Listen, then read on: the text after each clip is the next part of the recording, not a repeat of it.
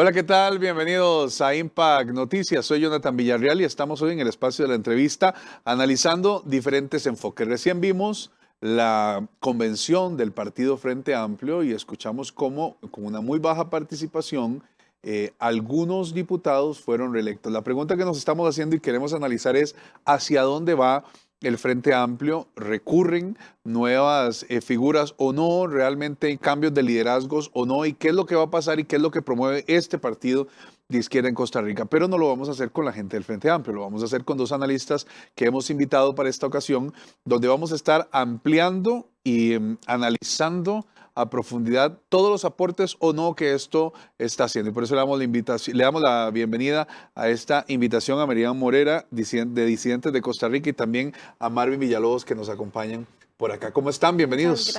Muchas gracias, ¿Cómo Jonathan. analizan ustedes esa eh, convención que hizo el Partido Frente Amplio? Porque el Partido Frente Amplio ha defendido siempre valores loables para algunos, otros un poco radicales, pero creo que en algunas ocasiones suele ser un poco no solo controversial, sino que no son consecuentes. ¿Qué pensás vos, Marín? No, yo creo que nunca lo ha sido. Nunca la izquierda ha sido consecuente. Desde la localidad hasta lo global, creo que la izquierda en su plenitud no es congruente con lo que dicen y lo que hacen. Y sí, precisamente lo que vimos en la Asamblea del Frente Amplio es como ese punto de partida y punto de caída, diría yo, para ese partido en Costa Rica. Al menos sí sabemos que la izquierda tiene su influencia aquí y lo hemos visto en muchos proyectos de ley que se han propuesto, eh, pero realmente creo que hoy, y estamos en un contexto político que nos dice que la izquierda ya no es tan favorita por los costarricenses. ¿Qué creen ustedes que ha sido el punto de partida, Marvin? Tal vez vos, para que la gente se desconecte, porque sí hubo una conexión con la izquierda y creo que históricamente Costa Ujú, Rica ha coqueteado mucho ujú. con la izquierda, pero ¿qué fue lo que hizo que Costa Rica se desconectara a la izquierda? Claro, Jonathan. Bueno, hay un par de aspectos para mí fundamentales y es que definitivamente algunas propuestas que hizo el Frente Amplio van completamente en contra de los valores costarricenses. Estamos hablando, por ejemplo, de la ley trans, ¿verdad? Y algunos proyectos que golpearon muy fuerte en la ética que ellos pues, dicen representar, ¿verdad? Y eso ha desconectado un poco a la sociedad costarricense, por lo menos a nivel local. Y a nivel global hay algunos otros factores, por ejemplo, el éxito que tuvo Milei, digamos, en el gobierno de Argentina en contra de la izquierda kirchnerista, pues eso también ha resonado, digamos, en otros países y entonces ya vemos algunos otros gobiernos que se están levantando o países, digamos, o sociedades que se están levantando en contra de la izquierda. Y esto hace, yo tengo una posición, creo que también el extremismo, tanto de izquierda como de derecha, levanta el otro extremo. Es decir, si tenemos aquí gente de izquierda y tenemos aquí gente de derecha y esto se pone mucho más cruento, más exagerado, más excesivo, por otro lado vamos a tener un crecimiento, una respuesta lógica, obvia Ujú. que yo analizo. Y creo que definitivamente voy de acuerdo con estos proyectos, pero ¿a quién representa el Frente Amplio en este momento aquí en Costa Rica, a criterio tuyo, Miriam? Yo creo que los intereses internacionales. Frente Amplio siempre ha representado eso y aunque tal vez pueda ser, como vos decías, loable o parecer loable algunos de los proyectos, tal vez en tipo ambiente o tipo educación, vemos realmente las intenciones cuando lo vemos materializado. Yo creo que parte de lo que vos estabas diciendo ahora, que precisamente se refleja en el hoy, cuáles son esos intereses de la agenda global, el Frente Amplio, simplemente con ver las curules.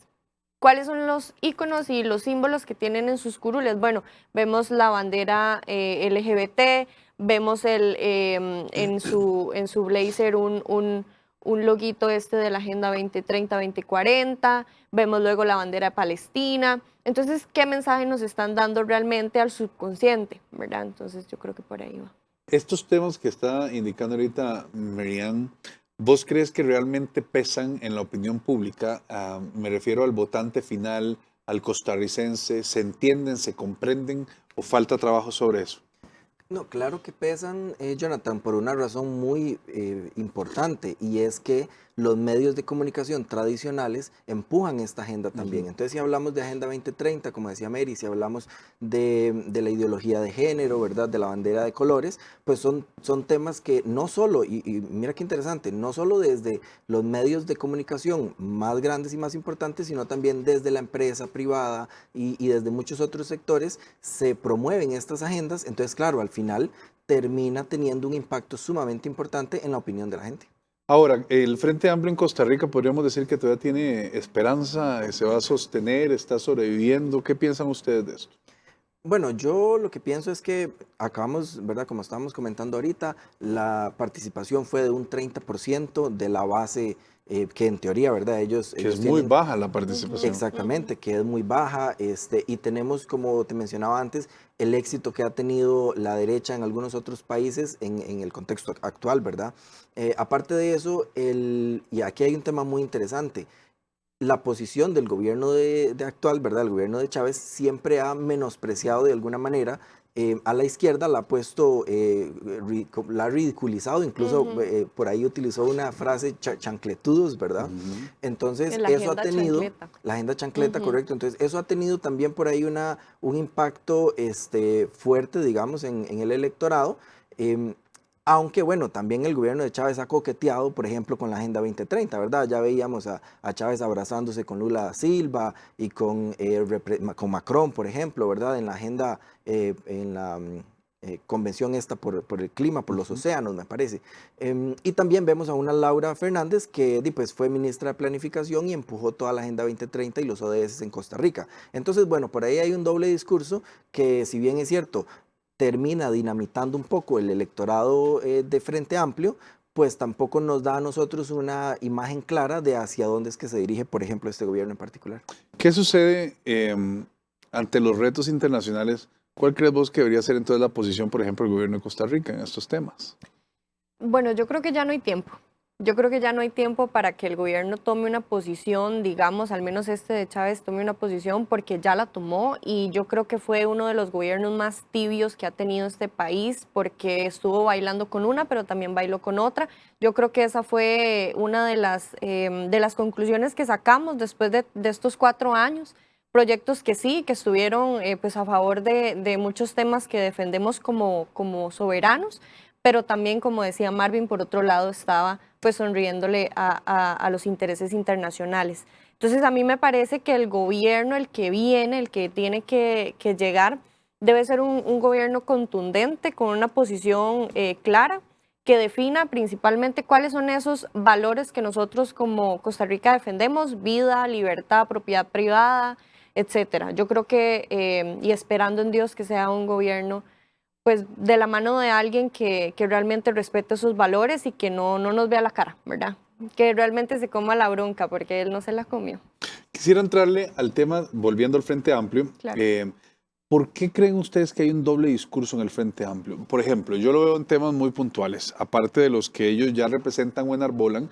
Veo, por ejemplo, el trato a los adultos mayores, en el caso de la Asamblea Legislativa contra Pilar Cisneros, que a mí me parece que al margen de, estamos hablando de una mujer adulta mayor, el nivel de violencia política que se ejerce, creo que ha pasado desapercibido. Es decir, han visto por parte de la señora Cisneros una posición muy férrea, muy vehemente, muy violenta en defender sus posiciones, que creen que burlarse de una persona adulta mayor está bien, que creen que reírse de una mujer está bien. Entonces, ese doble discurso es el que a mí no me termina de hacer, porque yo lo que veo es sororidad selectiva, veo actitudes que no van de la mano realmente con lo que debería ser. Entonces, mi pregunta es cómo analizan ustedes este tipo de cosas, al margen de si están de acuerdo o no con las posiciones de Pilar Cisneros, ¿verdad? Ujú. Bueno, yo en este caso, Jonathan, te diría que definitivamente son la ideología, o en este caso el partido, ¿verdad?, más inconsistente con lo que defienden y al final con lo que terminan haciendo. Por ejemplo, te lo pongo fácil, ellos son los que llevan la bandera de la no discriminación y de la inclusión, ¿cierto? Ujú. Pero son los que primero te excluyen cuando piensas diferente. Así es. Son los que defienden los derechos de la mujer. y entonces andan con sus pañuelitos verdes y sus pañuelitos morados, pero Dios guarde una mujer se atreva a decir que es provida, porque entonces Porque te a partir atacan. de ahí ya no deja de ser una mujer que hay que defender. O sea, hay una defensa selectiva. Y yo creo que eso es algo evidente porque ellos aplican el principio de si vos me estás diciendo algo que no va de la mano con lo que yo creo, entonces yo tengo el derecho de poder hacer pedazos al otro. ¿Cómo se toma esto desde el punto de vista de una mujer? Qué complicado, porque digamos, como mujer, obviamente es un acto de discriminación y obviamente que yo voy a defender, pues obviamente a la víctima que está siendo agredida, pero también como futura politóloga yo lo veo como una dinámica de la Asamblea Legislativa que siempre ha pasado. Una dinámica natural, porque realmente son animales políticos y últimamente, siendo mujer u hombre, la forma en que hablan, en que, digamos, expresan su discurso, tiene que ir con un poco de violencia porque de esa manera los van a escuchar más, que es como una conclusión tal vez ahí que podría sacar.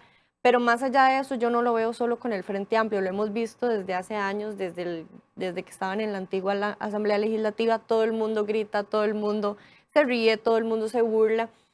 Y va a sonar muy feo, pero es un completo circo y ya todos los costarricenses lo saben. El problema de eso es que finalmente el entorno no puede presionar los contextos en los que uno se desenvuelve. Por ejemplo, yo no veo que ustedes siendo diputados en ningún momento, por más presión que tengan, vayan a ser desleales a sus principios, que yo creo que es lo que a mí no me termina de cuajar sobre la forma en la que el Frente Amplio lleva la política, porque dicen una cosa pero hacen completamente otra en términos selectivos. Es decir, si ellos tienen que defender a una mujer, vos no vas a estar en la lista de defensoras de No, mujeres pero para defendidas nada, por ella, para nada. por ellos, y eso a mí me molesta mucho. Partiendo de eso por un lado, pero veamos un poco el tema de caudal político. ¿Cómo se analiza una participación tan baja de sus mismos votantes en una elección?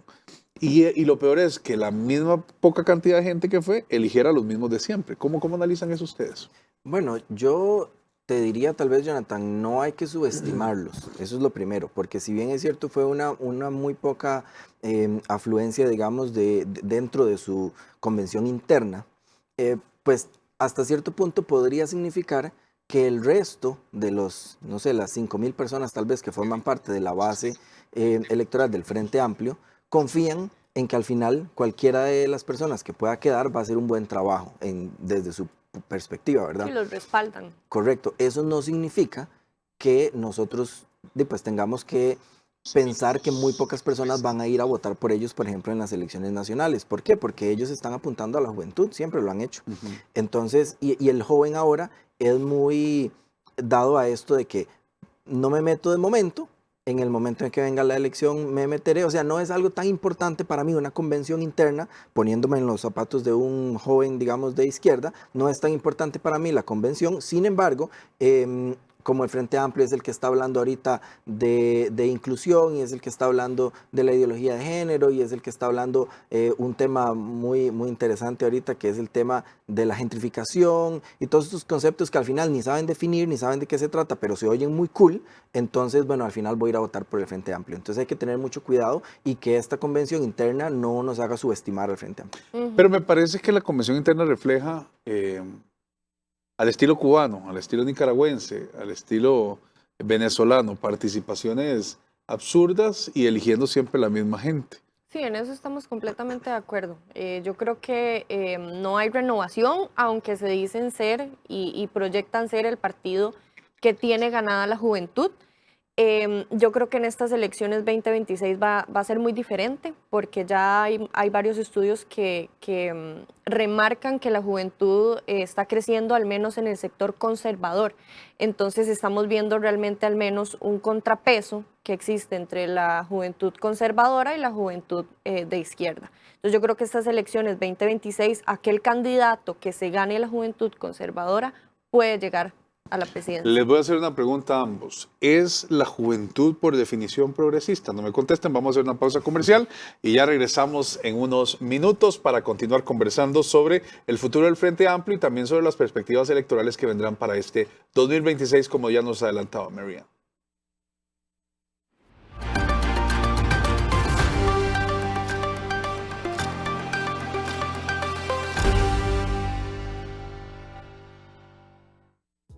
Visión Bistró, un lugar perfecto para conversar, reunirte o simplemente disfrutar un rato tranquilo.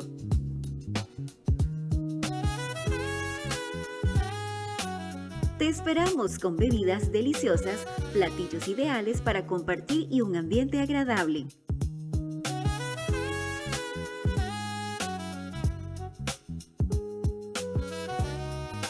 A tan solo 5 minutos de Impact Global, nos encontrarás en el Centro Comercial San Antonio. No lo penses más, Visión Bistró, tu lugar favorito. La mejor noticia es que aunque la vida tiene momentos duros, fui la vergüenza de Las Vegas. La más grande vergüenza que alguien haya pasado en Las Vegas es Olga Briskin cuando Juan Gabriel la planta. siempre puede mejorar. Entonces Dios no solamente me salvó la vida, sino que me libró de la cárcel. Solo hay que decidirse por el camino correcto. Cuando no quieres tu vida y empiezas a entregar tu vida por otras personas, ahí es en donde te das cuenta que vale la pena vivir. Lo que puede suplir Dios, nadie en este mundo lo puede suplir. De rodillas y le dije, Señor, si me dejas salir de aquí un día, yo te prometo que me voy a dedicar a ti y voy a dedicarme a la música, que es lo que tú me has dado. Conéctate a Vive Más y experimenta las historias de personas que descubrieron que vivir es mucho más que existir. Desde San José, Costa Rica y para el mundo, transmite Impact Radio 91.1 FM, una estación con buen contenido y los éxitos que te gustan. Nuestro objetivo es generar un impacto positivo en la vida de nuestros oyentes a través de la verdad de Jesús. Somos una radio multiplataforma en YouTube, Facebook, Instagram, X y TikTok. Somos @Impact Radio. Descarga nuestra app para iOS y Android. Escúchanos en cualquier parte del mundo a través de Impact 91.1 FM.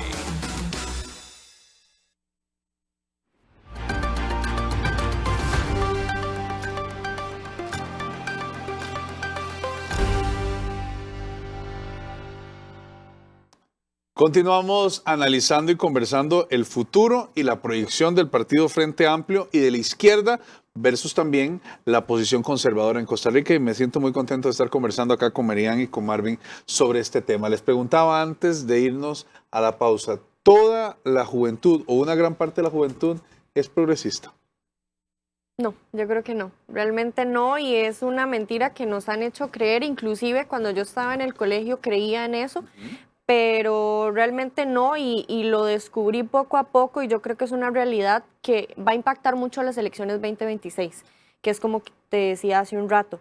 La juventud conservadora ha ido creciendo, se ha ido moviendo, y bueno, tal vez figuras importantes han salido de este país a otros países a propagar los valores, ¿verdad? Vemos un Rigoberto Hidalgo que ha ido al Derecha Fest y ha estado con Milei y ha estado con figuras muy importantes, que eso inspira realmente a la juventud de Costa Rica para decir, bueno, realmente hay futuro, realmente hay solidez de argumentos. Yo creo que para estas elecciones ese punto va a ser muy importante. Y también en el sector universitario. Como parte de la carrera de Ciencias Políticas y, bueno, Ciencias Sociales y todo este tema, yo estoy muy involucrada en el tema de los movimientos universitarios, ¿verdad? La lucha social, bueno, que las marchas, que vamos con los sindicatos, que vamos. Eso se ha ido, y te lo digo con conocimiento de causa, porque estoy en muchos grupos donde lideresas y líderes han dicho, hey, de verdad ocupamos que los jóvenes de la universidad se vuelvan a levantar porque no hay ni 4 gatos en las marchas de nosotros. ¿Qué pasó con el sector conservador? Porque yo creo que abandonamos las universidades. Sí. ¿Por qué? Bueno, hay un tema, Jonathan, y es que la izquierda siempre ha sido mucho más vocal, ¿verdad? Y ellos han sido los que han tenido los reflectores, y como te decía antes, los medios de comunicación pues les dan muchísima más plataforma, ¿verdad? Y entonces, claro, nosotros escuchamos frecuentemente una parte o un lado, digamos, de la moneda. Y por otro lado, el sector conservador, nosotros pues, siempre nos hemos caracterizado por ser pues, mucho más callados y tenemos mucha convicción en lo que creemos, sin embargo, no lo expresamos de una manera tan contundente, y especialmente en las universidades. Por ejemplo, todas estas marchas que conversábamos ahorita con Mary, todos estos movimientos, normalmente tienen un semillero en ciencias sociales, particularmente en ciencias políticas. Sin embargo, pues, la universidad no es solo eso, la universidad es muchísimo más grande, y en muchas otras de las cátedras cátedras, de las escuelas, de las carreras, hay muchísimos jóvenes que son conservadores, simple y sencillamente que pues no, muchos no se atreven, muchos piensan y sienten de verdad que pueden tener repercusiones a nivel académico si se pronuncian y dicen verdad lo que piensan. Hemos tenido algunos casos de compañeros de nosotros que los han atacado por sus posiciones, y Dios guarde usted en una clase, usted diga que, por ejemplo, que está a favor de Milei, porque verdad, entonces es un problema incluso con el profesor y todo este asunto de libertad de cátedra. No podemos olvidarnos que la libertad de cátedra se ejerce muchísimo en las universidades para empujar también una versión del tema y silenciar por ahí cualquier otra cosa que no sea izquierda, que no sea socialismo.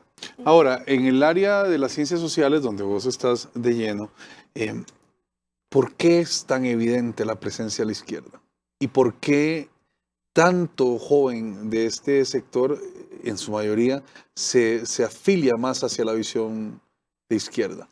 Bueno, yo creo que por dos razones. Principalmente porque hay una clara influencia internacional, y a mí me dirán conspiranoica, pero es que realmente esa es la razón. O sea, esto no viene solamente de que a un profesor se le ocurrió poner un sticker en su computadora de Marx. No, en realidad eso tiene que ver mucho con la influencia y con los años, y como todo se ha ido moldeando para que hoy tengamos consolidados realmente a una fracción importante del Frente Amplio y del PLN también, digamos, en las universidades, ¿verdad? Que tengan su grupito, que tengan su cúpula, ¿verdad? En las asociaciones, vos pasás por esas asociaciones y es como ver Frente Amplio en todo lado.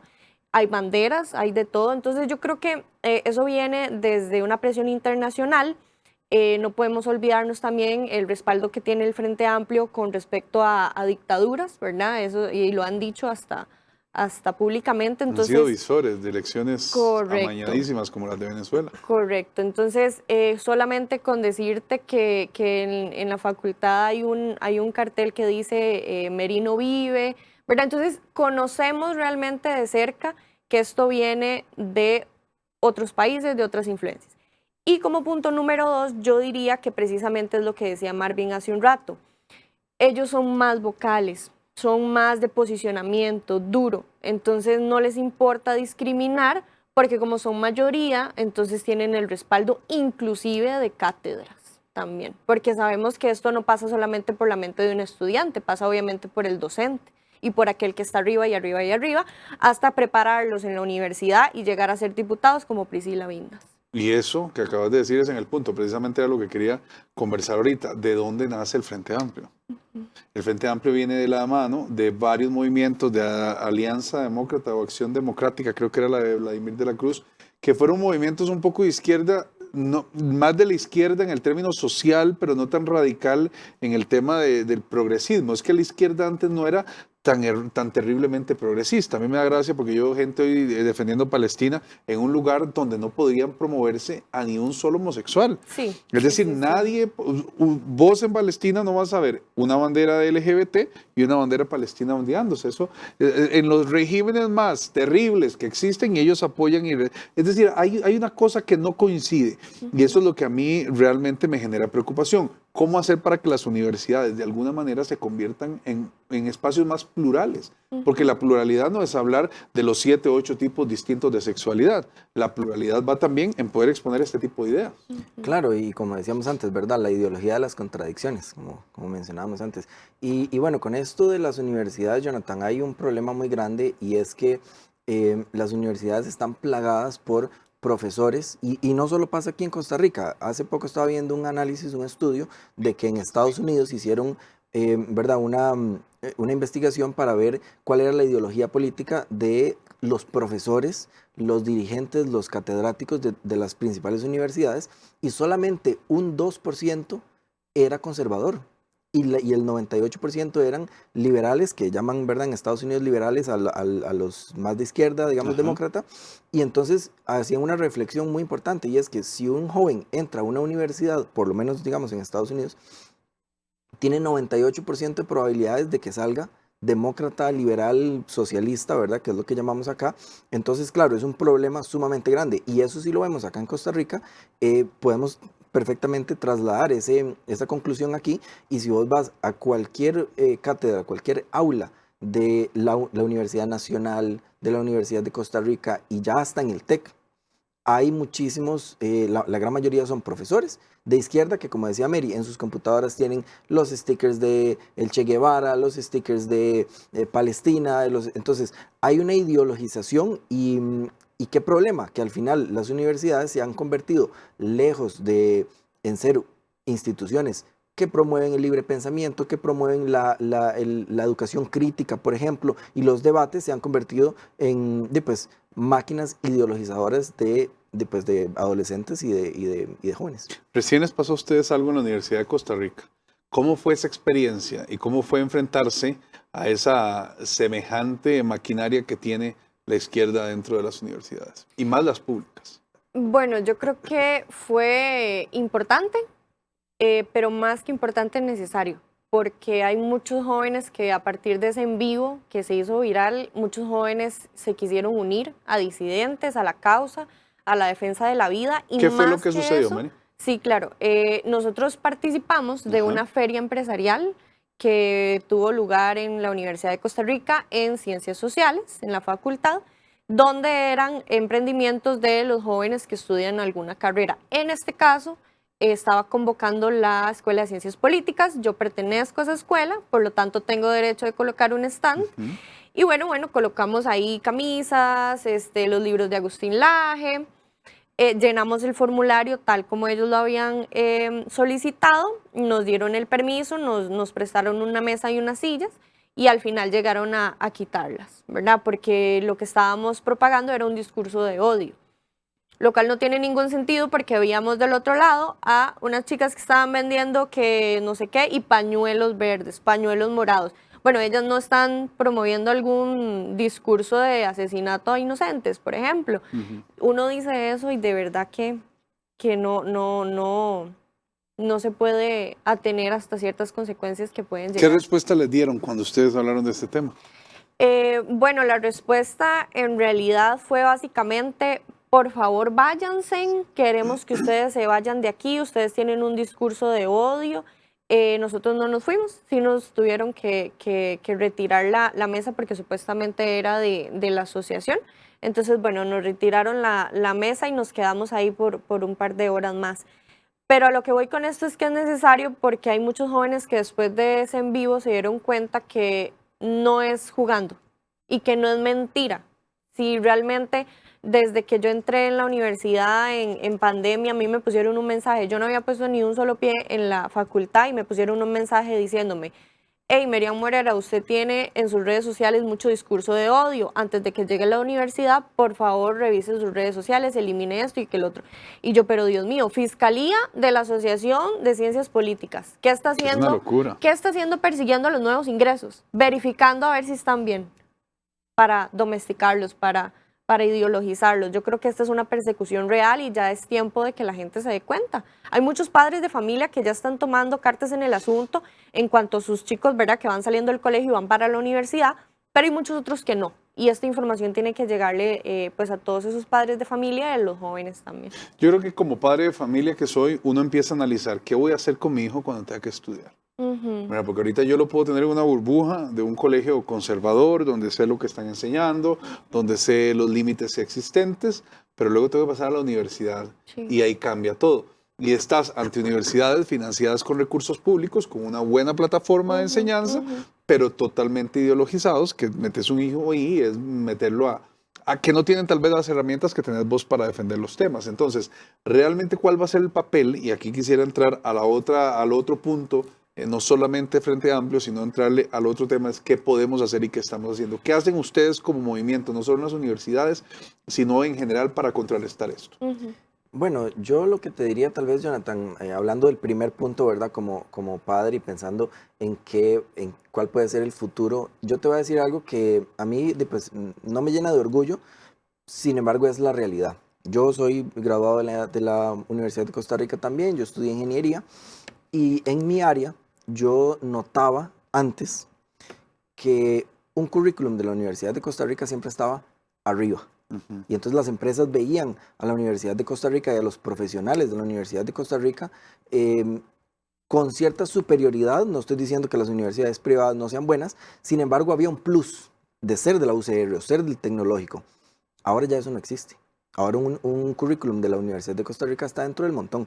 ¿Y por qué? Porque ahora un estudiante de la Universidad de Costa Rica llega a la empresa hablando de todes, hablando de inclusión, hablando, y es toda esta sensibilidad que no me pueden decir nada, que no me pueden, no me puedo equivocar, no me puedes tratar de cierta manera, porque entonces te puedo demandar, porque está siendo excluyente, ¿verdad? Entonces, bueno, ya la Universidad de Costa Rica, las universidades estatales, no tienen el peso que era antes. Entonces, ahora hay muchas universidades privadas que siguen dando una educación de alta calidad, y entonces, bueno, por ahí hay algunas otras opciones. Ahora, no significa que ya dimos la batalla por perdida, por supuesto. Nosotros hemos visto cómo han surgido muchos otros movimientos dentro de las universidades para dar esta batalla cultural. Y es lo más importante que podemos hacer, dar la batalla cultural, ir metiendo profesionales poco a poco en estas esferas, y que más profesores vayan siendo un poco más conservadores, ir desmintiendo hasta cierto punto todas las narrativas que ellos tienen, porque como decíamos antes, ¿verdad? Son la ideología de las contradicciones.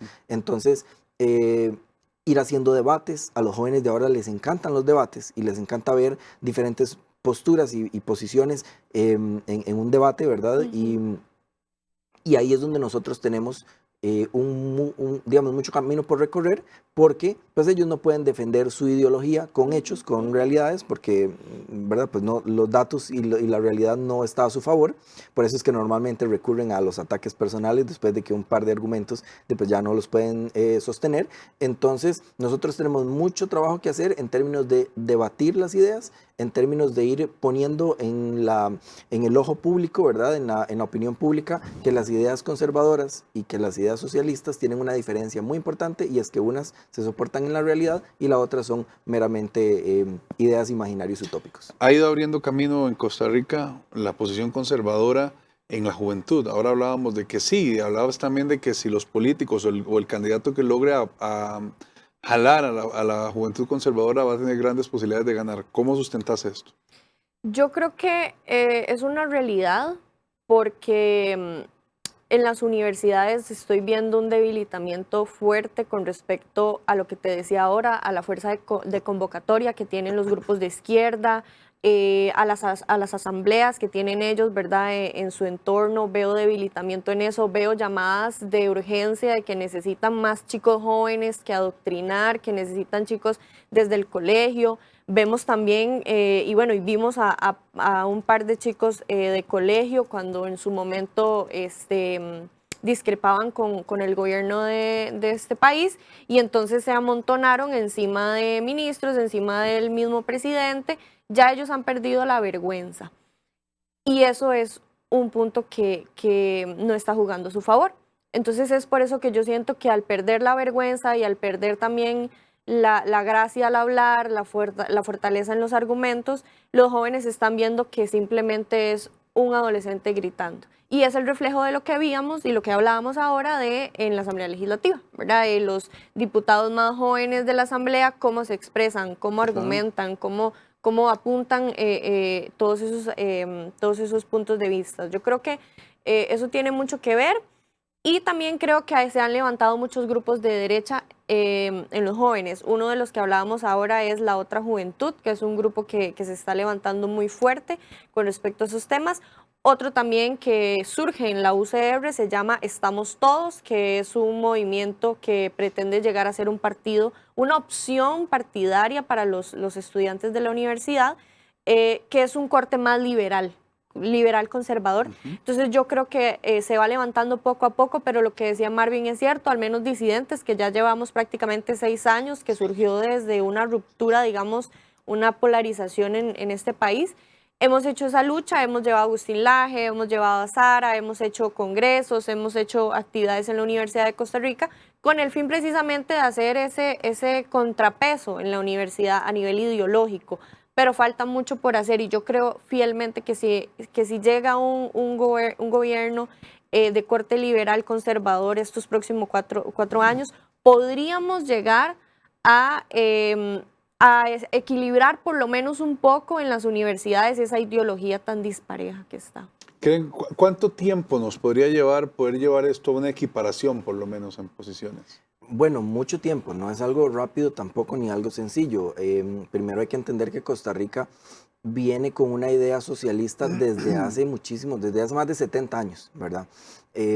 Desde que, por ejemplo, pusieron a la Universidad de Costa Rica, a la Caja, en la Constitución Política. O sea, estamos hablando de que Costa Rica tiene una base socialista que antes era bastante suave, por llamarlo de alguna manera, y que, bueno, los gobiernos del PAC definitivamente implementaron muchísimas más medidas socialistas y eran una izquierda un poco más dura, ¿verdad? Sin embargo, la sociedad costarricense es socialista en su base y, bueno, con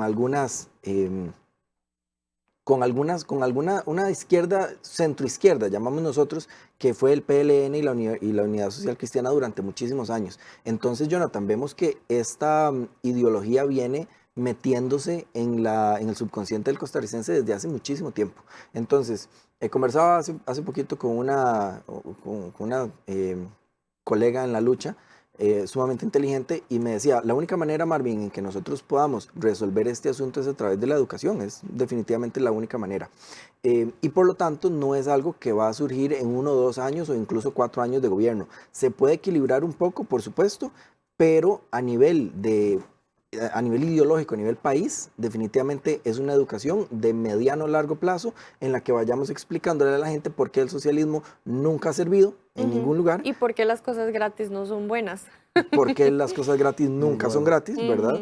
Y por qué defender los derechos humanos, como lo hace el Frente Amplio, termina siendo más dañino para los seres humanos, ¿verdad? Como, por ejemplo, en Nicaragua, en Venezuela, etcétera. No, y que también es un cambio no solamente ideológico, sino que es estructural. O sea, estamos hablando de la constitución política, estamos hablando de leyes, estamos hablando de la forma en la que se constituye el poder político. De alguna forma, el joven está apercibido a todo esto, pero no entiende realmente lo que está pasando. Entonces, es completamente estructural. Yo creo que viene del Ejecutivo, viene de la Asamblea Legislativa, y todos esos poderes tienen que ponerse de acuerdo para hacer realmente un cambio y que por lo menos los jóvenes que vienen en camino y que van a hacer el reemplazo puedan entender con qué se come la política. Claro. Cómo es el tema de negociación, las alianzas, las discusiones. Porque yo no puedo pararme a la par de un diputado y decirle, no voy a negociar porque no me da la gana. No, ¿qué es eso? Se tiene que negociar porque de eso se trata la política. Entonces... Estamos hablando de muchos temas y estamos hablando de muchas cosas importantes, pero ¿saben qué quiero preguntarles? ¿Cómo es la perspectiva de cada partido político de acuerdo a sus posiciones? Pero eso lo vamos a hacer luego de esta pausa comercial para analizar a profundidad posiciones de los partidos y hacia dónde pueden ir yendo o no cada uno de ellos. Ya regresamos.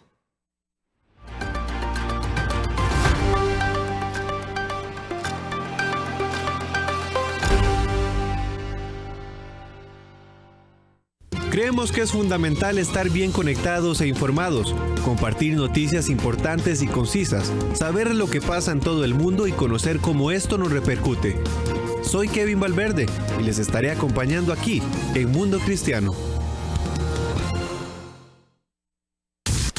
Desde San José, Costa Rica y para el mundo, transmite Impact Radio 91.1 FM, una estación con buen contenido y los éxitos que te gustan. Nuestro objetivo es generar un impacto positivo en la vida de nuestros oyentes a través de la verdad de Jesús. Somos una radio multiplataforma en YouTube, Facebook, Instagram, X y TikTok. Somos @Impact Radio. Descarga nuestra app para iOS y Android. Escúchanos en cualquier parte del mundo a través de Impact 91.1.fm.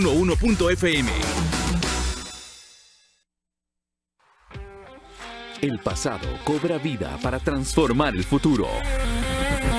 No es solo un recuerdo, es Impact Conference en acción. Todos los sábados, 8 de la noche, en Impact Channel.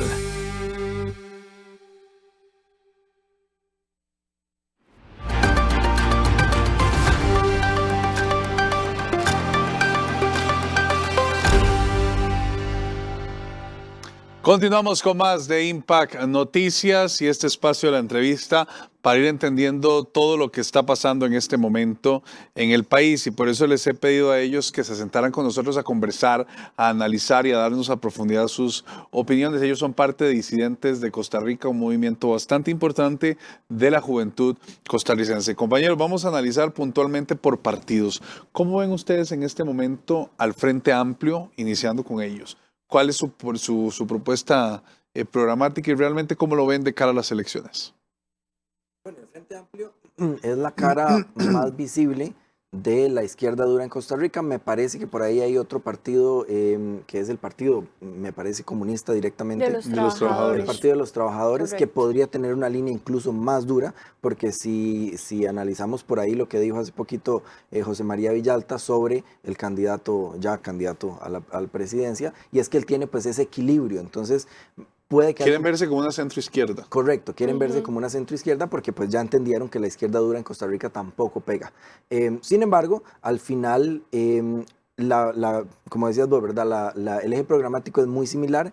Lo importante van a ser estas agendas. Estamos hablando de que van a seguir impulsando la ideología de género, van a seguir impulsando, por ejemplo, el tema de ambiente, es muy importante, porque hay una agenda global sobre ambiente y entonces ellos van a... Ahorita hay un tema muy interesante, hablando de ambiente, Jonathan, que es el tema de las playas. No sé si has visto, sí, hay muchos claro, influencers que andan haciendo videos y exponiendo ciertas cosas, ¿verdad? Entonces ya ahora hasta querer ir a una playa es un derecho humano. Eso es lo que ellos, ¿verdad? Así lo ven, así lo promueven, y por eso es que nosotros decimos que son progresistas. Y bueno, ellos se llaman progresistas también a sí mismos. Entonces, ellos van a seguir promoviendo cada vez más y nuevos derechos. Y como ya nosotros sabemos, cuando se inventan un derecho nuevo, entonces pues alguien lo tiene que pagar. Entonces, obviamente va a haber por ahí incremento en los impuestos, incremento en los aportes, ¿verdad? Que los ciudadanos le hacemos al gobierno. Y entonces, bueno, por ahí la propiedad privada, que al final, ¿verdad?, termina siendo su salario, pues ellos no tienen ningún problema en seguir sacándole impuestos a la gente. Y nada más voy a cerrar con un comentario. Nosotros hemos estado en varias defensas de tesis de ciencias políticas y es sumamente interesante, Jonathan, porque en todos los proyectos que un estudiante de ciencias políticas defiende en su tesis, siempre dice lo siguiente: yo propongo que hagamos esto. X. ¿Cómo lo vamos a financiar? Un impuesto por acá, 2% por allá, 1%. La gente no lo nota. Y al final, bueno, tenemos una carga impositiva de más del 50%. Enorme. ¿Cómo ves el Frente Amplio? Yo creo que ellos ya tienen su techo definido. La asamblea sí me parece que fue pues algo que nos reveló que va en disminución. Sí es un factor importante a tomar en cuenta, pero también no los subestimaría, como decía Marvin. Yo creo que ellos tienen ya su techo establecido, pero no creo que para estas elecciones aumenten más de un 2%. Muy bien, vamos ahora acercándonos más al centro. Liberación Nacional, ¿cómo lo analizas? Bueno, Liberación Nacional desde siempre ha sido centroizquierda. Sin embargo, hay una diferencia bien marcada en los últimos tiempos, y es que como ha venido habiendo, ¿verdad?, un recambio, o por lo menos ellos lo quieren ver de esa manera. Hablábamos la vez pasada de que el hecho de que Rodrigo Arias esté en la Asamblea Legislativa significa que Liberación no tiene recambio, o por lo menos la cúpula de Liberación no tiene en quién confiar. Y al parecer ahora pues ya le dieron la confianza al candidato Álvaro Ramos. Sin embargo, vemos que Álvaro Ramos está sumamente peleado con la cúpula interna y empezó a pelearse con Álvarez de Santi, empezó a pelearse con el alcalde Thompson, el exalcalde, ¿verdad?, Thompson. Entonces, quiere decir que la juventud y ese recambio de Liberación Nacional va tomando fuerza dentro de Liberación Nacional. Y es muy interesante porque la juventud de Liberación Nacional es muy similar a la juventud de Frente Amplio. El ala más progresista de Liberación Nacional es el ala joven, precisamente. Y hay alguna parte de Liberación Nacional que sigue siendo medio conservadora en algunas cosas, pero esa pues es la que es un poco más adulta, digamos, adulta mayor, pero el ala juvenil es sumamente progresista. Entonces yo no haría tanto la diferencia en que ahora Liberación Nacional y el Frente Amplio son uno más de izquierda, otro más de centro, para mí siguen siendo izquierda los dos. ¿Qué pensás, Dani? Yo creo que el electorado está viendo una dinámica interesante en el Partido de Liberación porque está viendo una fractura y no solamente de las estructuras de puertas para afuera, sino a nivel interno. Entonces, eso da mucha desconfianza para el electorado. Entonces, creo realmente que para estas elecciones no van a tener un respaldo sólido, sino que va a ser muy fluctuante y no creo que lleguen a segunda ronda. Por lo tanto, esos votos de Liberación van a ser muy importantes para la segunda ronda. ¿Para quién, con quién coqueteen esos votos, que es clave? Partido Pueblo Soberano. Ay, qué complicado, ¿verdad? Yo creo que ese es el partido que ha dado más de qué hablar en los últimos, no sé, la última semana tal vez. Y el Pueblo Soberano, el Partido Pueblo Soberano tiene una particularidad y ya lo ha dicho incluso Pilar Cisneros en reiteradas ocasiones, y es que ellos no tienen ningún problema en aceptar personas, no importa de dónde vengan, y lo ha dicho así abiertamente. Aquí aceptamos personas es más, lo dijo Laura Fernández en su discurso de aceptación de la candidatura hace 2-3 días. Sí. Y dijo, aquí podemos aceptar gente que venga de Liberación Nacional, gente de la Unidad Social Cristiana, gente de donde quiera, aquí los podemos aceptar. Y eso lo que significa, o por lo menos a mí lo que me da a entender, es que hay una desesperación por tratar de captar capital político, y el partido no tiene una ideología, el partido no tiene una base, el partido no tiene una línea clara. Si usted le pregunta a cualquier persona de Pueblo Soberano o, bueno, sí, digamos de Pueblo Soberano, ¿cuál es la ideología que siguen? ¿Qué es lo que te van a decir? Somos chavistas o somos rodriguistas, le llaman ellos. Entonces, quiere decir, eso no es una ideología, eso es seguir a un líder, y eso es el culto a un líder. Mira, muy peligroso eso, porque eso es lo mismo que hizo, por ejemplo, Chávez en Venezuela, ¿verdad? Y luego Maduro, y etcétera. Entonces, no tienen una ideología clara, no tienen un eje programático, simple y sencillamente darle continuidad al proyecto rodriguista. Y si nosotros nos ponemos a analizar qué es el proyecto rodriguista, básicamente es tirarle a Liberación Nacional.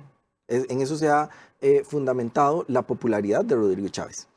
Tomar decisiones, bueno, algunas decisiones interesantes, a otras no tantos. Ahí hay algunas personas que le adjudican, por ejemplo, que haya un crecimiento económico. Por ejemplo, tenemos una inflación negativa ligeramente, y eso pues hasta cierto punto es bueno. Sin embargo, pues hay que entender que veníamos de 4 años del PAC, veníamos de pandemia, y era esperable que la economía se recuperara, se tenía que recuperar, y eso se ha visto en la mayoría de los países, digamos, por lo menos a nivel latinoamericano. Entonces, ¿qué tanto de eso se le puede dar crédito a Rodrigo Chávez? Pues yo diría que no todo lo que la gente quiere pensar, ¿verdad? Entonces, ¿cuál es la ideología? No tenemos idea. Sí sabemos que el caudal político de Rodrigo Chávez no va a pasar completo a Laura Fernández. Eso es mentira, las encuestas lo han dicho, ¿verdad? Si acaso va a capitalizar la mitad o un 40-30%, y entonces les va a tocar a ellos hacer una muy buena campaña. Sin embargo, sí hay que, pues, por ahí darle la posibilidad, ¿verdad?, de que pues, son un partido que tienen una base, un apoyo muy importante, y por lo tanto, pues, yo los veo en segunda ronda. ¿Qué piensas? Yo creo que los electores de Pueblo Soberano son fieles, pero no al partido. Porque usted le pregunta a cualquier persona que esté de acuerdo con el rodriguismo, y lo único que sabe es, yo voy con Rodrigo. Yo no sé el color de la bandera, yo no sé la carta ideológica, yo no sé cuáles son las políticas y propuestas, yo sé que voy con el proyecto rodriguista. Y eso les funcionó, sí, y les ha funcionado a muchos gobernantes. El problema es que ya no da, ¿verdad? En algún momento usted tiene que cambiar la estrategia y usted tiene que tener un norte claro y tiene que poner los límites también ideológicos, porque si usted viene aceptando a muchas personas, al final de cuentas es un arroz con mango. Entonces yo creo que van a tener sus fieles, ¿verdad?, seguidores, pero también vamos a ver un poco de fracturas, que ya lo hemos visto. 2 partidos se han desligado de esta coalición, por decirlo de alguna forma, y yo creo que esa va a ser como la secuencia y el patrón que va a seguir ese partido. Vamos ahora a analizar al Partido Liberal Progresista. ¿Qué piensan ustedes? ¿Cómo lo analizan? ¿Cómo lo ven? Ay, qué complicado, ¿verdad? Yo creo, Jonathan, y aquí voy a hacer precisamente una alusión a lo que estábamos hablando ahorita de Pueblo Soberano, y es que el Partido Liberal Progresista tampoco tenía una base ideológica clara. ¿A qué me refiero con esto? cualquier persona que haya estudiado ciencias políticas o que por lo menos abra Google y googlee ciertas definiciones, va a entender que no existe tal cosa como liberal progresista. Son dos ideologías contrarias y excluyentes la una a la otra. Entonces, me parece que las personas que fueron y apoyaron a Eli Feinstein son personas que, número uno, políticamente no entienden de una ideología política clara y definida.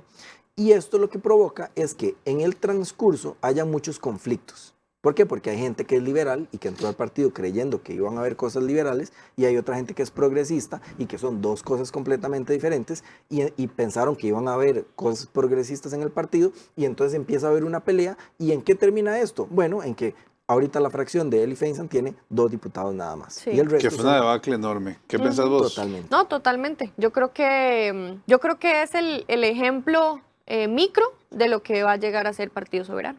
Correcto. Bueno, eso es bastante decirlo. Partido Sí. Progreso Social Democrático. Bueno, ¿ya definieron quién es el candidato? tienen Todavía eso, no. claro. Bueno, imagínense cómo va el asunto. Me parece que lo último que habían conversado a lo interno era que iba a ser a Luis Amador, me parece, y ya Luis Amador dijo que definitivamente no. Entonces, bueno. No, yo creo que a estas alturas que no tengan definido eso ya nos da una señal. Ya eso es una claridad de hacia dónde. Sí. Correcto.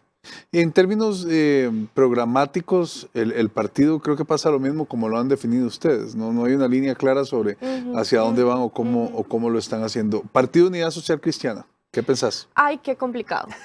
Qué complicado, porque es de las fuerzas políticas que en su momento tuvo más protagonismo, movió muchos proyectos de este país que al día de hoy lo vemos materializado, pero que realmente al día de hoy vemos esa asamblea legislativa y no hay coherencia con lo que dice un diputado que es de la misma fracción y con lo que dice el otro.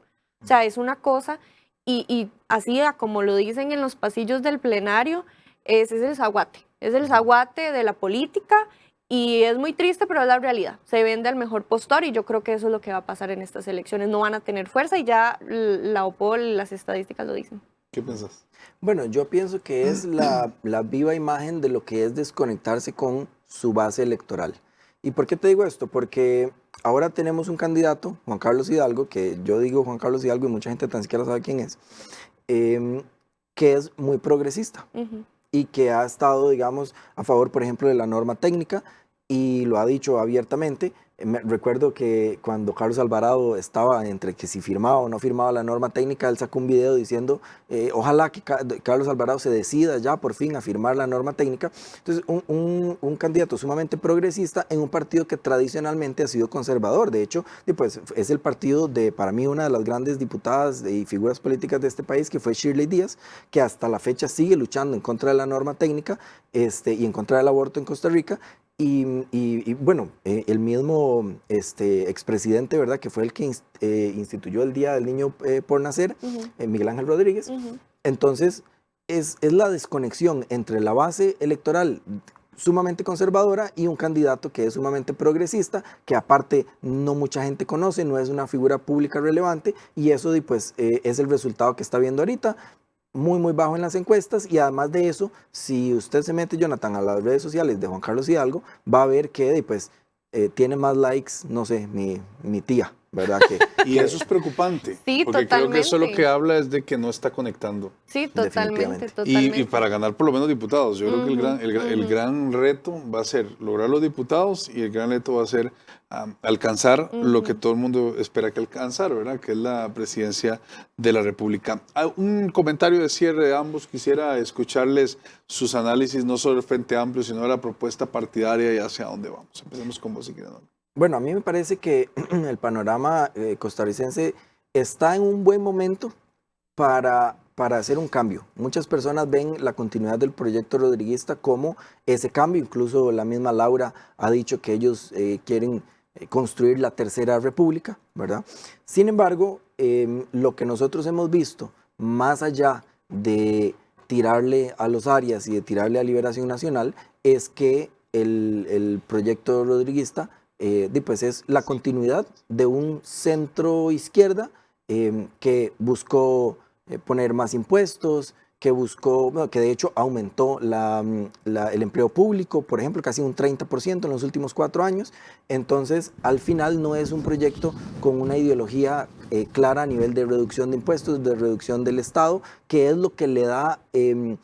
o lo que le pone un peso económico a los ciudadanos, ¿verdad? En sus hombros es el peso del Estado, y el proyecto de Rodrigo Chávez no tiene la idea de reducir esos impuestos. Un partido que se dice que es conservador, sin embargo, pues anda promoviendo la Agenda 2030, los ODS aquí en Costa Rica, no quieren cambiar la norma técnica ni derogar la norma técnica. Entonces, una cosa es lo que dicen, otra cosa es lo que hacen. Entonces, yo sinceramente no creo, Jonathan, que el proyecto rodriguista sea un cambio y esa tercera república. Me parece que hay otros partidos que tienen una propuesta mucho más directa, digamos, en esa área. Yo creo que la clave para estas elecciones 2026 es la juventud, y puede que muchos desmeriten lo que voy a decir, pero realmente llegarle a la juventud y llegarle bien te puede asegurar una presidencia en este país, porque al día de hoy vemos, y es como se manejan los jóvenes a nivel, digamos, caricaturesco. Vemos también cómo representan los partidos con animales, ¿verdad? Se escuchó por ahí que Liberaciones son las ratas, que Nueva República es el león, que luego están los jaguares, que luego están los aguates. Todo eso, aunque suene muy chistoso y que no lo tomen en serio, los jóvenes sí lo están tomando en serio. Y yo creo que a partir de ahí deberían de trabajar, y es una estrategia para poder captar a ese sector joven, y no, definitivamente un cambio real, y tomar ejemplos de lo que está pasando en Argentina. ¿Cuál fue la estrategia de Milei, verdad? Tomar posiciones fuertes con respecto al tema de la soberanía nacional, que este gobierno no ha hecho, que ha dicho pero que no ha hecho. Entonces yo creo que es importante esa parte. Ahora, todos los panoramas que estamos viendo, y no hemos hablado del caso de Nueva República, porque creo que es el único partido que de manera probada hemos visto que está más alineado con los valores y con todo lo que el conservadurismo defiende. Quisiera nada más un análisis final sobre Nueva República, y a criterio de ustedes, si es para ustedes dos la opción en este momento.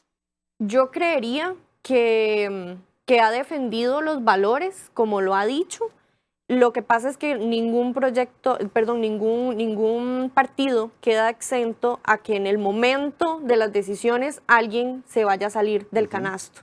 Y eso es lo que le ha pasado a Nueva República. Yo creo que tiene que ser muy estratégico en saber cuáles piezas tiene que poner en la cabeza, saber si realmente esas personas defienden lo que el partido, digamos, y su carta ideológica profesa.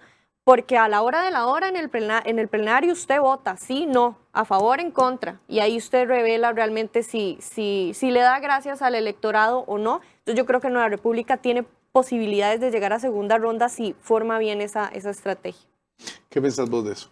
Claro, yo creo, Jonathan, que Nueva República ha sido tal vez el partido más directo en contra de todas estas agendas internacionales. Hablamos de la Agenda 2030, incluso Fabricio ha dicho abiertamente que pues, si hay que salirse de la CIDH hay que salirse, si hay que salirse de la ONU hay que salirse, y bueno, lo tomaron como un chiste hasta que, bueno, nos dimos cuenta de que Milei se salió de la ONU y Trump también, ¿verdad? Entonces, creo que Fabricio tiene una palanca muy grande en Bukele, en Trump, en Milei, ¿verdad? En esos gobiernos que son más de derecha conservadora, y que debería de aprovecharla. Ahora, sí creo que Fabricio debería, ¿verdad? Bueno, la República en general debería de tomar una enseñanza que para mí sí hizo muy bien Rodrigo Chávez, y que hay que pues, darle, ¿verdad?, también su mérito, y es que Rodrigo Chávez fue muy inteligente al saber que tenía que poner personas que trajeran ese caudal político, claro. Y entonces agarró y puso a Pilar Cisneros, ¿verdad? Y empezó a poner ciertas personas